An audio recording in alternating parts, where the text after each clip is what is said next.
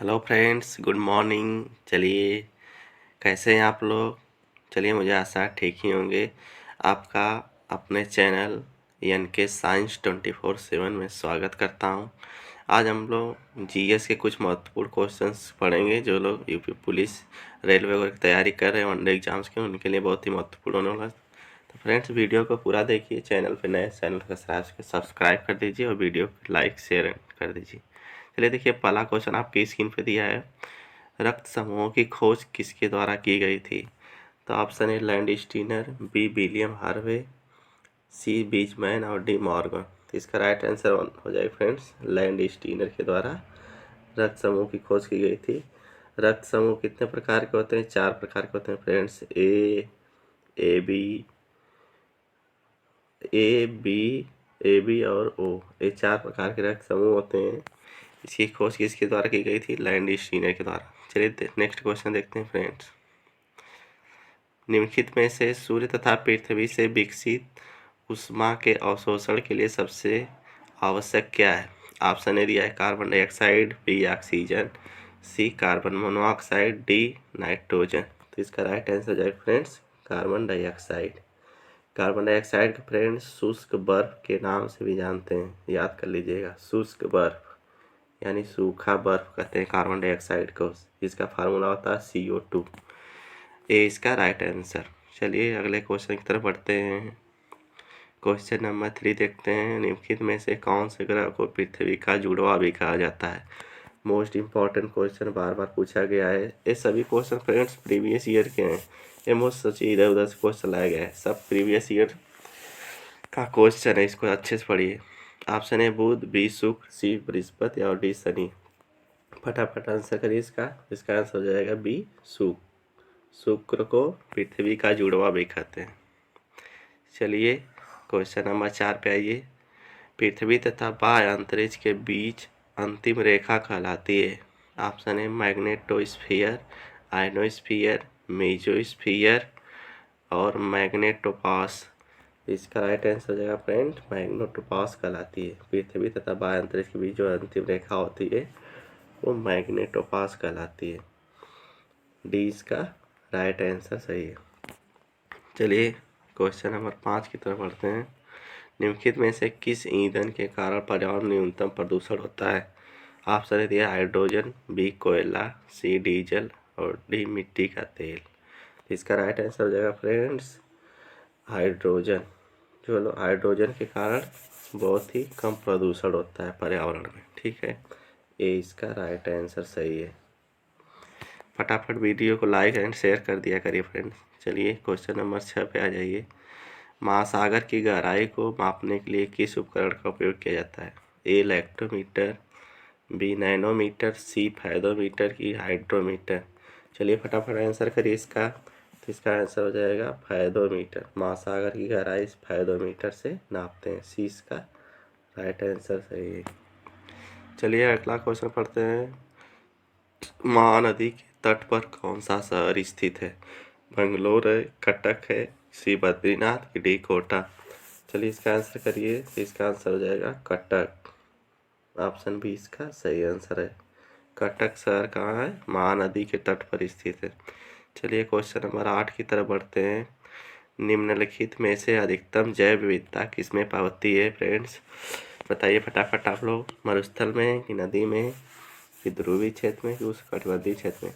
जैव विविधता मतलब होता है फ्रेंड्स जहाँ जीवों की अधिक से अधिक विभिन्न प्रकार की जातियाँ हो, उसमें अलग अलग किस्म के जीव हों, ऐसे स्थल को पूछ रहा है। तो कहाँ सबसे अधिक होती है पलाई? इसका आंसर इसका हो जाएगा उष्णकटिबंधीय क्षेत्रों में। डी इसका राइट आंसर हो जाएगा। ठीक है, चलिए क्वेश्चन नंबर 9 बढ़ते हैं। काजीरंगा नेशनल पार्क कहाँ स्थित है? ऑप्शन दिया असम, बी पश्चिम बंगाल, सी मध्य प्रदेश और डी दिया है मणिपुर। फटाफट इसका आंसर करिए। तो इसका आंसर हो जाएगा असम। ऑप्शन ए इसका राइट आंसर हो जाएगा। काजीरंगा नेशनल पार्क कहाँ है फ्रेंड? असम में। चलिए क्वेश्चन नंबर 10 देखिए। भूकंप को दर्ज करने वाला उपकरण है या भूकंप की तीव्रता को नापने वाला उपकरण है? मोस्ट इम्पॉर्टेंट क्वेश्चन है, बार बार पूछता है, देखते हैं हमेशा आ परीक्षाओं में। आर्गोग्राफ, तापलेखी, इंडियोग्राम और सिस्मोग्राफ। चलिए बताइए इसका राइट आंसर तो हो जाएगा फ्रेंड डी, सीस्मोग्राफ। भूकंप की तीव्रता किससे नापते हैं? सीस्मोग्राफ से। तो डी इसका राइट आंसर हो जाएगा। चलिए क्वेश्चन नंबर 11 की तरफ बढ़ते हैं। विश्व व्यापार संगठन WTO का मुख्यालय कहाँ स्थित है? लंदन, जेनेवा, स्विट्जरलैंड दिया है, नई दिल्ली भारत में कि वाशिंगटन में? चलिए इसका आंसर करिए। तो यह है फ्रेंड्स जेनेवा में, स्विट्जरलैंड में पड़ता है जो। यहाँ पे विश्व व्यापार संगठन यानी WTO का मुख्यालय स्थित है। 20 का राइट आंसर हो जाएगा।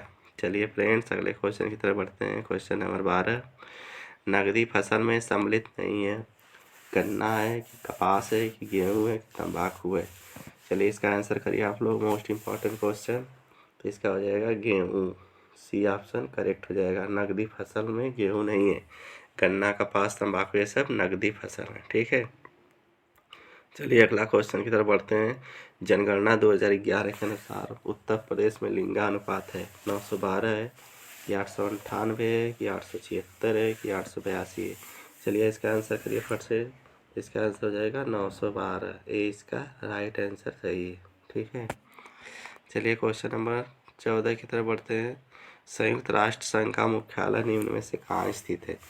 दिया न्यूयॉर्क में, सैन फ्रांसिस्को में कि वाशिंगटन में कि डी दिया है कि रोम में? चलिए इसका आंसर करिए आप लोग। इसका हो जाएगा ऑप्शन नंबर ए इसका करेक्ट आंसर, न्यूयॉर्क में। चलिए क्वेश्चन नंबर 15 की तरफ बढ़ते हैं।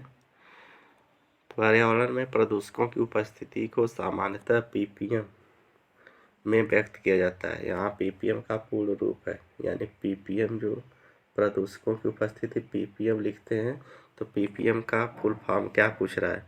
पॉल्यूटेंट परसेंट मेजर्स प्योरिटी पर माइक्रोग्राम, पार्ट्स पर मिलियन, पार्टिकल्स पर मोल? चलिए बताइए। तो इसका हो जाएगा पार्ट्स पर मिलियन, सी इसका करेक्ट आंसर हो जाएगा फ्रेंड्स। चलिए क्वेश्चन नंबर 16 की तरफ बढ़ते हैं।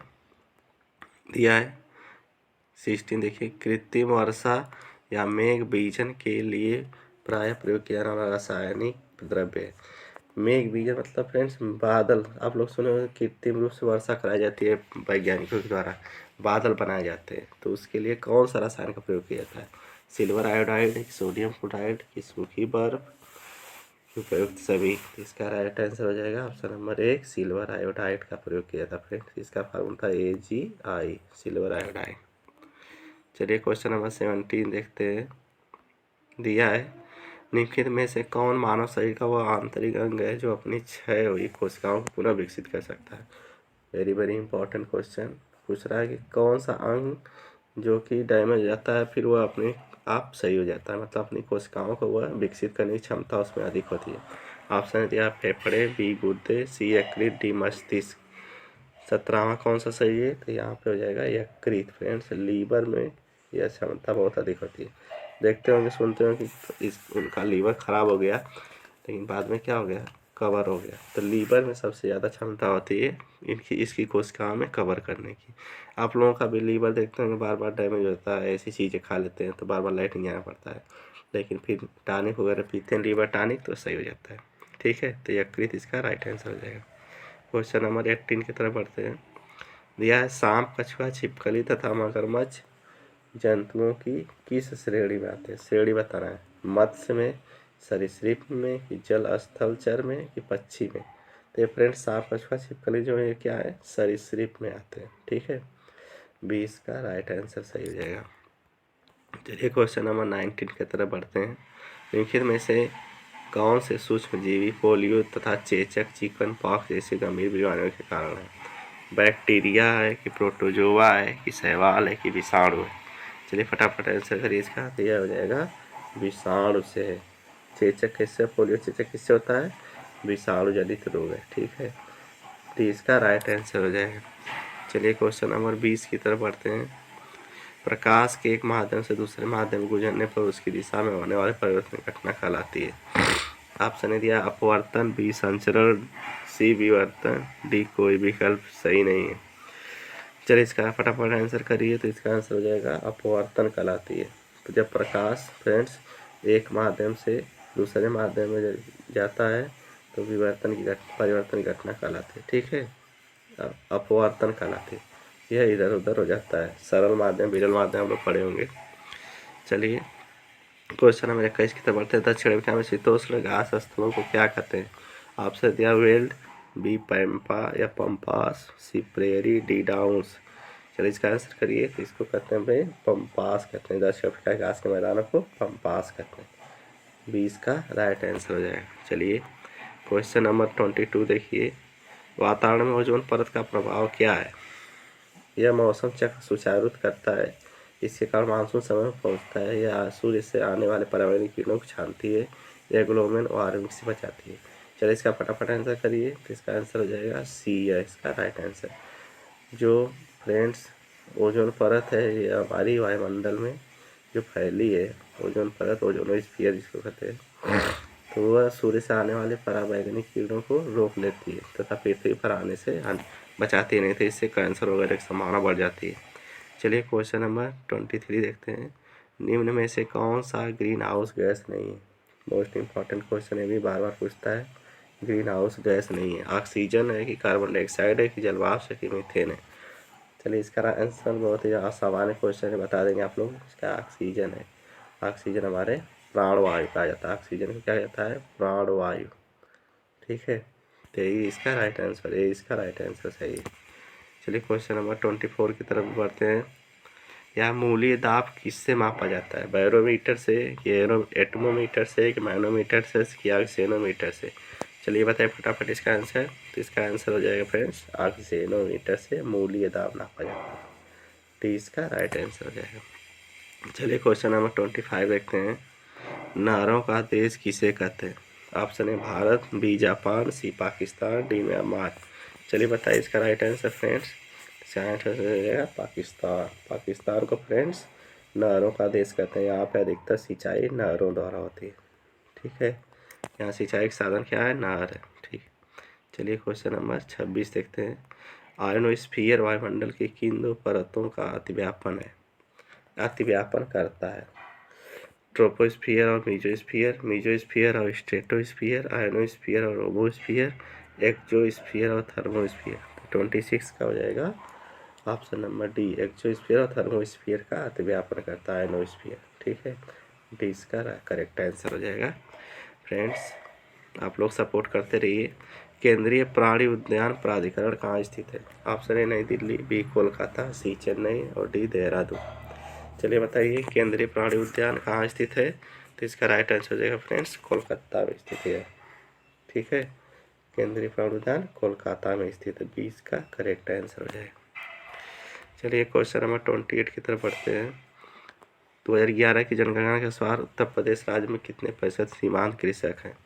मोस्ट इम्पॉर्टेंट क्वेश्चन है, इस बार आने की संभावना है उत्तर प्रदेश पुलिस के पेपर में। 100% हो सकता है किसान से संबंधित। चलिए बताइए तो 75% की, 74% की, 76% की, 70%? इसका हो जाएगा 74%। कितना परसेंट किसान है फिर सीमांत किसान है? 74%। चलिए 29 देखते हैं। इंडिया गेट का डिजाइन ने तैयार किया था। इंडिया गेट का डिजाइन किसने तैयार किया था friends? Frank Lloyd Wright, sir Edwin Lutyens, Frank Gehry, Zaha Hadid. चलिए इसका राइट आंसर करिए। तो इसका राइट आंसर हो जाएगा इंडिया गेट का डिजाइन सर एडविन लुटियंस ने तैयार किया था फ्रेंड। मोस्ट इंपॉर्टेंट क्वेश्चन लगा लीजिए इसको। चलिए क्वेश्चन नंबर 30 और आज का लास्ट क्वेश्चन है। शहद की मक्खी का बीज कैसा होता है? मोस्ट इम्पॉर्टेंट क्वेश्चन कर सकते हैं। अम्लीय होता है कि क्षारीय होता है कि नमकीन होता है कि प्रोटीन होता है? चलिए बताइए इसका आंसर फ्रेंड्स। तो ये हो जाएगा अम्लीय होता है। इसीलिए शहद की मक्खी जब काट लेती है तो आपको जलन होने लगती है। तो अम्ल का यह गुण होता है कि जब अम्ल हमारे कहीं त्वचा पे पड़ जाता है तो वह क्या करता है? जलन होती है उसमें। ठीक है, बाकी क्षार और नमकीन और प्रोटीन से जलन नहीं होती है। तो इसलिए किसी का विष की बात कही जाए तो वह कैसे होता है? चाहे शहद हो, चाहे चींटी हो, चाहे ततैया हो, चूटा चूटी, किसी का भी जो विष होता है वो कैसा होता है?